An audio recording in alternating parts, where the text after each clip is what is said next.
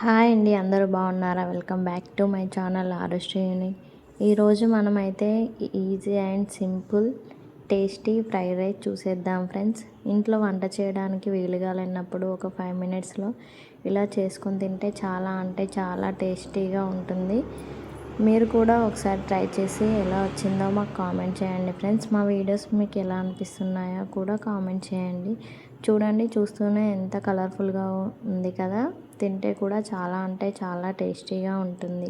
మనకి జలుబు అలా అయినప్పుడు కూడా అన్నం తినబుద్ధి కానప్పుడు ఇలా చేసుకొని తింటే నోటికి కూడా చాలా టేస్టీగా ఉంటుంది.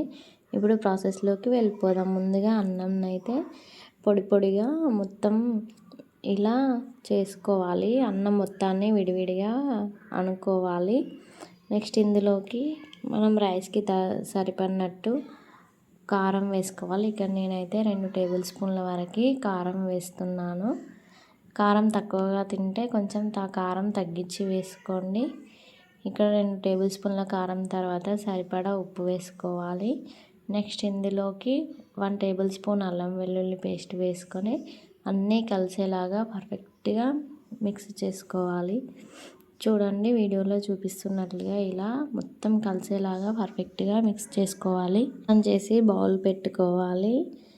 బౌల్ వేడయ్యాక అందులోకి మనం 2 టేబుల్ స్పూన్ల వరకు ఆయిల్ వేసుకోవాలి.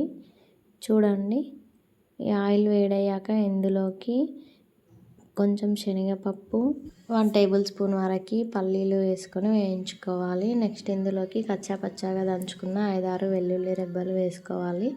ఇవన్నీ పర్ఫెక్ట్గా వేగేలాగా వేయించుకోవాలి. చూడండి, నెక్స్ట్ ఇందులోకి 1 టేబుల్ స్పూన్ జీలకర్ర, 1 టేబుల్ స్పూన్ ఆవాలు, కొంచెం కరివేపాకు, కొంచెం కొత్తిమీర కూడా వేసుకొని అన్నీ పర్ఫెక్ట్గా కలిసేలాగా కలుపుకోవాలి.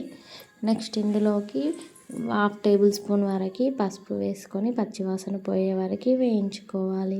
నెక్స్ట్ ఇందులోకి ముందుగా మనం పక్కన కలిపి పెట్టుకున్న రైస్ మొత్తాన్ని ఇందులోకి వేసుకొని పర్ఫెక్ట్గా కలిసేలాగా కలుపుకోవాలి. చూడండి, కలర్ అయితే చేంజ్ అవుతుంది.